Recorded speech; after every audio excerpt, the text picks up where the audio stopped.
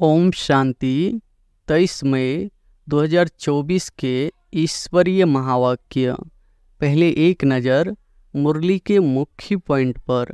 बाबा ने कहा, पवित्र बनने में ही मनुष्यों को तकलीफ होती है और पवित्र बनने में बहुत ग्रेड्स है। हर एक बच्चा समझ सकता है, यह भी ग्रेड्स बढ़ती जाती है। पवित्रता में और योग में देह अभिमान में आने से ही डिफेक्ट होते हैं। कोई में जास्ती कोई में कम डिफेक्ट होते हैं। रत्न भी सब नमस्ते लायक है। मोती मानिक पुखराज आदि सब नमस्ते लायक है, इसलिए सब वैरायटी डाले जाते हैं। तुम तो हो ही चेतन रतन, तो हर एक को अपने को देखना है। हम कहाँ तक सब्ज पड़ी नीलम पड़ी बने हैं। अपने को देखो, सारा दिन क्या किया, बाबा को कितना याद किया। यह भी बाबा ने कह दिया है कि गृहस्थ व्यवहार में रहते तुम बाप को याद करना है।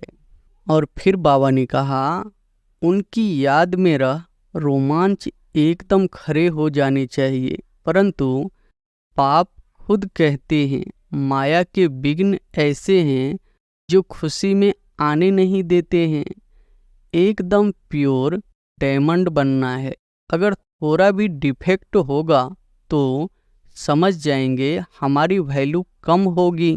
याद करने समय सारे दिन में जो कुछ किया है वह भी देखना है, मेरे में क्या अवगुण है जो बाबा के दिल पर इतना नहीं चढ़ सकते। दिल पर सो तख्त पर। बाबा हमको कितना प्यार करते हैं, कितना मीठा है। तकलीफ तो कोई देते नहीं, सिर्फ कहते हैं इस चक्र को याद करो। बाप की याद ही बहुत सतानी चाहिए। बाबा बाबा बाबा बहुत प्यार से बाप को याद करना होता है। राजा का बच्चा होगा तो उनको राजाई का नशा होगा ना।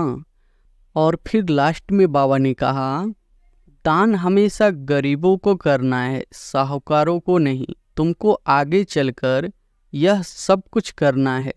इसमें योग का बल चाहिए जिससे वह कशिश में आ जाए। योग बल कम है क्योंकि देह अभिमान है। सबको अपना भाई समझो। आत्मा जानती है हम भाई भाई है। देह के सब धर्म छोड़ने हैं।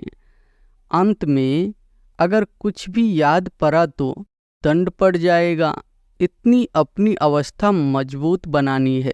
दिन प्रतिदिन जितना पवित्र बनते जाएंगे उतना तुमको बहुत कशिश होगी। बाबा में बहुत कशिश होगी। इतना खींचेंगे जो तुम ठहर नहीं सकेंगे। बीमारी आदि होती है तो वह है क्रम भोग। खुद भी समझते हैं जब तक यहाँ है कुछ न कुछ होता रहेगा। भल यह रथ है, फिर भी कर्म भोग तो पिछाड़ी तक भोगना ही है। बाबा बच्चों को धीरज देते हैं। बच्चे, तुम बाप को याद करते रहो तो यह सब बंधन खत्म हो जाएंगे। और अब सुनते हैं महावाक्यों को विस्तार से। मुरली का सार है, मीठे बच्चे, तुम्हें कभी भी विघ्न रूप नहीं बनना है। अंदर में कोई कमी हो तो उसे निकाल दो। यही समय है सच्चा हीरा बनने का। प्रश्न है, किस बात की डिफेक्ट आते ही आत्मा की वैल्यू कम होने लगती है? उत्तर है, पहला डिफेक्ट आता है अपवित्रता का। जब आत्मा पवित्र है तो उसकी ग्रेड बहुत ऊंची है। वह अमूल्य रतन है, नमस्ते लायक है। इम्प्यूरिटी का थोड़ा भी डिफेक्ट वैल्यू को ख़त्म कर देता है।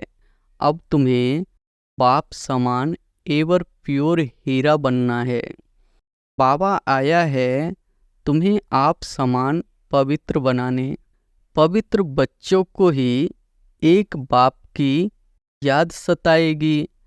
बाप से अटूट प्यार होगा, कभी किसी को दुख नहीं देंगे, बहुत मीठे होंगे। ओम शांति। डबल ओम शांति भी कह सकते हैं। बच्चे भी जानते हैं और बाप दादा भी जानते हैं। ओम शांति का अर्थ है मैं आत्मा शांत स्वरूप हूँ और बरोबर शांति के सागर, सुख के सागर, पवित्रता के सागर बाप की संतान हूँ। पहले पहले है पवित्रता का सागर। पवित्र बनने में ही मनुष्यों को तकलीफ होती है और पवित्र बनने में बहुत ग्रेड्स हैं। हर एक बच्चा समझ सकता है, यह भी ग्रेड्स बढ़ती जाती है। अभी हम संपूर्ण बने नहीं है। कहाँ न कहाँ कोई में किसी प्रकार की, कोई में किस प्रकार की डिफेक्ट जरूर है। पवित्रता में और योग में देह अभिमान में आने से ही डिफेक्ट होते हैं। कोई में जास्ती, कोई में कम डिफेक्ट होते हैं। किस्म किस्म के हीरे होते हैं, उनको फिर मैग्नीफाई ग्लास से देखा जाता है। तो जैसे बाप की आत्मा को समझा जाता है, वैसे आत्माओं बच्चों को भी समझाना होता है। यह रत्न है ना, रत्न भी सब नमस्ते लायक है। मोती, मणिक, पुखराज आदि सब नमस्ते लायक है। इसलिए सब वैरायटी डाले जाते हैं। नंबरवार पुरुषार्थ अनुसार तो है ना। समझते हैं बेहद का बाप है, अविनाशी ज्ञान रत्नों का जौहरी, वह एक ही है। जौहरी भी उनको जरूर कहेंगे। ज्ञान रत्न देते हैं ना, और फिर रथ भी जौहरी, वह भी रत्नों की वैल्यू को जानते हैं। जवाहर रात को बहुत अच्छी रीति मैग्नीफाई ग्लास से देखना होता है। इसमें कहाँ तक डिफेक्ट है, यह कौन सा रतन है, कहाँ तक सर्विसेबल है। दिल होती है रत्नों को देखने की। अच्छा रतन होगा तो उसको बहुत प्यार से देखेंगे। यह बड़ा अच्छा है, इसको तो सोने की डिब्बी में रखना चाहिए। पुखराज आदि को सोने की डिब्बी में नहीं रखा जाता है। यहाँ भी जैसे बेहद के रतन बनते हैं, हर एक अपने दिल को जानते हैं, मैं किस प्रकार का रत्न हूँ। हमारे में कोई डिफेक्ट तो नहीं है। जैसे जवाहर रात को अच्छी रीति देखा जाता है, वैसे हर एक को देखना पड़ता है। तुम तो हो ही चेतन रतन, तो हर एक को अपने को देखना है। हम कहाँ तक सब्ज पड़ी, नीलम पड़ी बने हैं। जैसे फूलों में भी कोई सदा गुलाब, कोई कैसे होते हैं। तुम्हारे में भी नंबरवार है। हर एक अपने को अच्छी रीति जान सकते हैं। अपने को देखो, सारा दिन क्या किया, बाबा को कितना याद किया। यह भी बाबा ने कह दिया है कि गृहस्थ व्यवहार में रहते हुए बाप को याद करना है। बाबा ने नारद को भी कहा अपनी शकल को देखो। यह भी एक दृष्टांत है। तुम जो बच्चे हो, एक एक को अपने को अच्छी रीति देखना है, जांच करनी है कि जिस बाप द्वारा हम हीरे बनते हैं, उनके साथ तुम्हारा लव कहाँ तक है और कोई तरफ वृत्ति तो नहीं जाती है। कहाँ तक मेरा दैवी स्वभाव है। स्वभाव भी मनुष्य को बहुत सताता है। हर एक को तीसरा नेत्र मिला है, उनसे अपनी जांच करनी है। कहाँ तक मैं बाप की याद में रहता हूँ, कहाँ तक मेरी याद बाप को पहुँचती है। उनकी याद में रह रोमांच एकदम खड़े हो जाने चाहिए।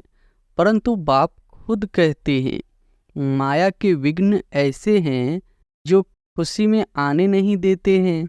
बच्चे जानते हैं अभी हम सब पुरुषार्थी है, रिजल्ट तो पिछाड़ी में निकलनी है, अपनी जांच करनी है, फलों आदि अभी तुम निकाल सकते हो। एकदम प्योर डायमंड बनना है, अगर थोड़ा भी डिफेक्ट होगा तो समझ जाएंगे हमारी वैल्यू भी कम होगी। रत्न है ना, बाप तो समझाते हैं बच्चे एवर प्योर वैल्यूबल हीरा बनना चाहिए। पुरुषार्थ कराने के लिए भिन्न भिन्न प्रकार से बाप समझाते हैं। आज योग के समय बीच में बाप दादा संदली से उठकर सभा के बीच में चक्र लगाए, एक एक बच्चे से नैन मुलाकात कर रहे थे। बाबा आज क्यों उठे? देखने के लिए कौन कौन सर्विसेबल बच्चा है, क्योंकि कहाँ कोई बैठे रहते हैं। तो बाबा ने उठकर एक एक को देखा, इनमें क्या गुण है, इनका कितना लव है। सब बच्चे सम्मुख बैठे हुए हैं तो सभी बहुत प्यारे लगते हैं, परंतु यह तो जरूर है नंबरवार पुरुषार्थ अनुसार ही प्यारे लगेंगे। बाप को तो मालूम है क्या क्या किसमें डिफेक्ट है, क्योंकि जिस तन में बाप ने प्रवेश किया है वह भी अपनी जांच करते हैं। यह दोनों बाप दादा इकट्ठे हैं ना, तो जितना जितना जो औरों को सुख देते हैं, कोई को दुख नहीं देते हैं, वह छिपे नहीं रह सकते हैं। गुलाब मोतियाँ कब छिपे नहीं रह सकेंगे। बाप सब कुछ बच्चों को समझाए, फिर बच्चों को कहते हैं मामे कम याद करो तो तुम्हारी खाद निकल जाए। याद करने समय सारे दिन में जो कुछ किया है वह भी देखना है, मेरे में क्या अवगुण है जो बाबा के दिल पर इतना नहीं चढ़ सकते। दिल पर सो तख्त पर। तो बाप उठकर बच्चों को देखते हैं, हमारे तख्त के वासी कौन कौन बनने वाले हैं। जब समय नज़दीक आता है तो बच्चों को झट मालूम पड़ जाता है हम कहाँ तक पास होंगे। नापास होने वाले को पहले से ही मालूम पड़ जाता है कि हमारे मार्क्स कम होंगे। तुम भी समझते हो हमको मार्क्स तो मिलने हैं, हम स्टूडेंट हैं किसके? भगवान के। जानते हैं वह इस दादा द्वारा पढ़ाते हैं तो कितनी खुशी होनी चाहिए। बाबा हमको कितना प्यार करते हैं, कितना मीठा है। तकलीफ तो कोई देते नहीं, सिर्फ कहते हैं इस चक्र को याद करो। पढ़ाई कोई जास्ती नहीं है, एम ऑब्जेक्ट सामने खड़ा है, ऐसा हमें बनना चाहिए। दैवी गुणों की एम ऑब्जेक्ट है, तुम दैवी गुण धारण कर इन जैसा पवित्र बनते हो। तुम ही माला में पिरोए जाते हो। बेहद का बाबा हमको पढ़ाते हैं, खुशी होती है। बाबा जरूर आप समान प्योर नॉलेजफुल बनाएंगे। इसमें पवित्रता सुख शांति सब आ जाती है। अभी कोई भी परिपूर्ण नहीं बना है, अंत में बनना है, उसके लिए पुरुषार्थ करना है। बाप को तो सभी प्यार करते हैं, बाबा कहकर तो दिल ही खिल जाता है। बाप से वर्षा कितना भारी मिलता है, सिवाय बाप के और कहाँ भी दिल नहीं जाएगी। बाप की याद ही बहुत सतानी चाहिए। बाबा बाबा बाबा बहुत प्यार से बाप को याद करना होता है। राजा का बच्चा होगा तो उनको राजाई का नशा होगा ना। अभी तो राजाओं का मान नहीं रहा है। जब ब्रिटिश गवर्नमेंट थी तो उन्हों का बहुत मान था, सब उनको सलाम करते थे, सिवाय वाइसराय के बाकी सब नमन करते थे। राजाओं को अभी उन्हों की गति क्या हो गई है, यह भी तुम जानते हो कि यह कोई आकर राजाई पद नहीं लेंगे। बाबा ने समझाया है, मैं गरीब निवाज हूँ।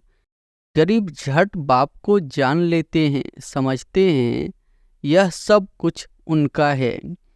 उनकी श्रीमत पर ही हम सब कुछ करेंगे। उन्हों को तो अपना धन का नशा रहता है, इसलिए वह ऐसे कर न सके। इसलिए बाप कहते हैं मैं हूँ गरीब निवाज। बाकी हाँ, बड़ों को उठाया जाता है, क्योंकि बड़ों के कारण फिर गरीब भी झट आ जाएंगे। देखेंगे इतने बड़े बड़े लोग भी यहाँ जाते हैं तो वह भी आ जाएंगे। परंतु गरीब बेचारे बहुत डरते हैं। एक दिन वह भी तुम्हारे पास आएंगे। वह दिन भी आएगा, फिर उन्हों को जब तुम समझाएंगे तो बड़े खुश होंगे, एकदम चटक जाएंगे। उन्हों के लिए भी तुम खास टाइम रखेंगे। बच्चों के दिल में आता है हमको तो सभी का उद्धार करना है। वह भी पढ़कर बड़े ऑफिसर्स आदि बन जाते हैं ना। तुम हो ईश्वरीय मिशन, तुमको सबका उद्धार करना है। गायन भी है ना, भिलनी के बेर खाए। विवेक भी कहता है दान हमेशा गरीबों को करना है, साहूकारों को नहीं। तुमको आगे चलकर यह सब कुछ करना है। इसमें योग का बल चाहिए, जिससे वह कशिश में आ जाए। योग बल कम है क्योंकि देह अभिमान है। हर एक अपने दिल से पूछे हमको कहाँ तक बाप की याद है, कहाँ तक हंसते तो नहीं है। ऐसी अवस्था चाहिए जो किसी को भी देखने से चलायमानी न हो। बाबा का फरमान है देह अभिमानी मत बनो, सबको अपना भाई समझो। आत्मा जानती है हम भाई भाई है, देह के सब धर्म छोड़ने हैं। अंत में अगर कुछ भी याद पड़ा तो दंड पड़ जाएगा। इतनी अपनी अवस्था मजबूत बनानी है और सर्विस भी करनी है। अंदर में समझना है ऐसी अवस्था जब बनाए तब यह पद मिल सकता है। बाप तो अच्छी रीति समझाते हैं, बहुत सर्विस रही हुई है। तुम्हारे में भी बल होगा तो उनको कशिश होगी। अनेक जन्मों की कट लगी हुई है। यह ख्यालात तुम ब्राह्मणों को रखने हैं। अभी आत्माओं को पावन बनाना है। मनुष्यों तो नहीं जानते, यह तुम जानते हो। सो भी नंबरवार पुरुषार्थ अनुसार बाप सब बातें समझाते रहते हैं। अपनी जांच करनी है। जैसे बाबा बेहद में खड़े हैं, बच्चों को बेहद का ख्याल करना है। बाप का आत्माओं में कितना लव है। इतना दिन लव क्यों नहीं था? क्योंकि डिफेक्टेड थे। पतित आत्माओं को क्या लव करेंगे? अभी तो बाप सबको पतित से पावन बनाने आए हैं, तो लवली जरूर बनना पड़ता है। बाबा है ही लवली। बच्चों को बहुत कोशिश करते हैं। दिन प्रतिदिन जितना पवित्र बनते जाएंगे उतना तुमको बहुत कोशिश होगी। बाबा में बहुत कोशिश होगी। इतना पहुँचेंगे जो तुम ठहर नहीं सकेंगे। तुम्हारी अवस्था भी नंबरवार पुरुषार्थ अनुसार ऐसी आ जाएगी। यहाँ बाप को देखते रहेंगे तो बस समझेंगे अभी जाकर बाबा से मिले। ऐसे बाबा से फिर कभी बिछड़ेंगे नहीं। बाप को फिर कशिश होती है बच्चों की। इस बच्चे की तो कमाल है, बड़ी अच्छी सर्विस करते हैं। हाँ, कुछ डिफेक्ट भी है, फिर भी अवस्था अनुसार टाइम पर बड़ी अच्छी सर्विस करते हैं। कोई को दुख देने जैसी आसामी नहीं देखने में आती है। बीमारी आदि होती है तो वह है कर्म भोग। खुद भी समझते हैं जब तक यहाँ है कुछ न कुछ होता रहेगा। भल यह रथ है, फिर भी कर्म भोग तो पिछाड़ी तक भोगना ही है। ऐसे नहीं मैं इन पर आशीर्वाद करूं इनको भी अपना पुरुषार्थ करना है। हाँ, रथ दिया है, उसके लिए कुछ इजाफा दे देंगे। बहुत बांधेलियाँ कैसे कैसे आती है, कैसे युक्ति से छूटकर आती है। उन्हों का जितना लब रहता है उतना और कोई का नहीं। बहुतों का लब बिल्कुल नहीं है। उन बांधेलियों के लब से तो किसकी भी भेंट नहीं कर सकते। बांधेलियों का योग भी कोई कम मत समझना। बहुत याद में रोती है, बाबा ओ बाबा, कब हम आपसे मिलेंगे।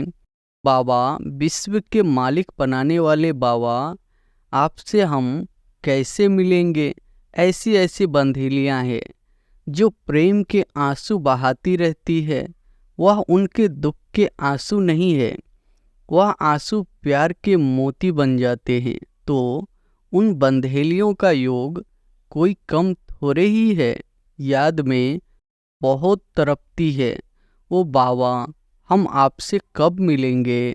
सब दुख मिटाने वाले बाबा। बाप कहते हैं जितना समय तुम याद में रहेगी, सर्विस भी करेगी।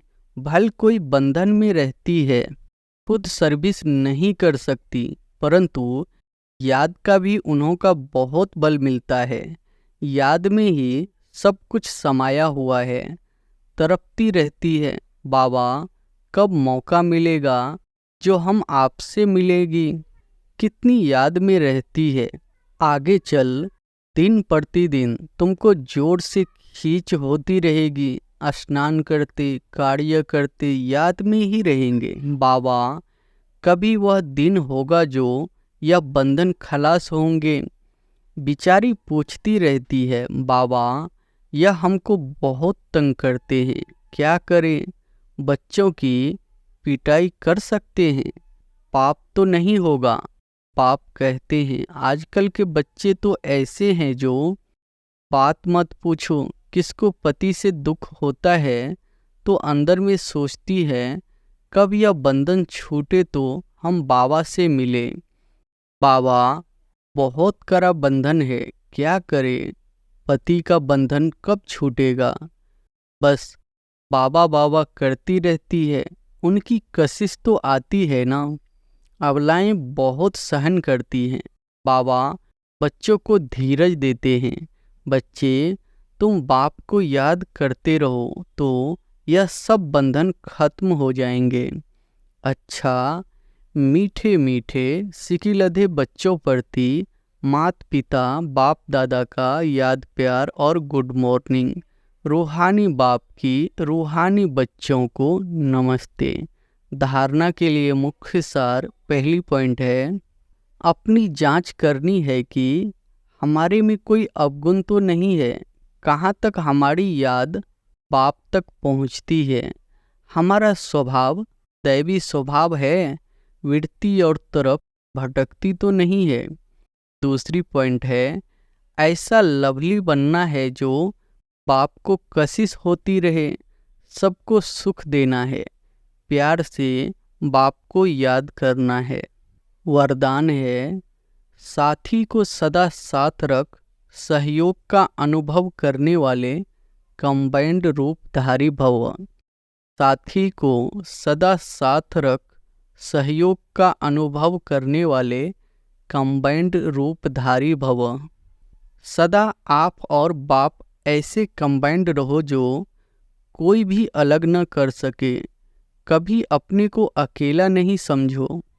बाप दादा अविनाशी साथ निभाने वाले आप सबके साथी है। बाबा कहा और बाबा हाजिर है। हम बाबा के, बाबा हमारा।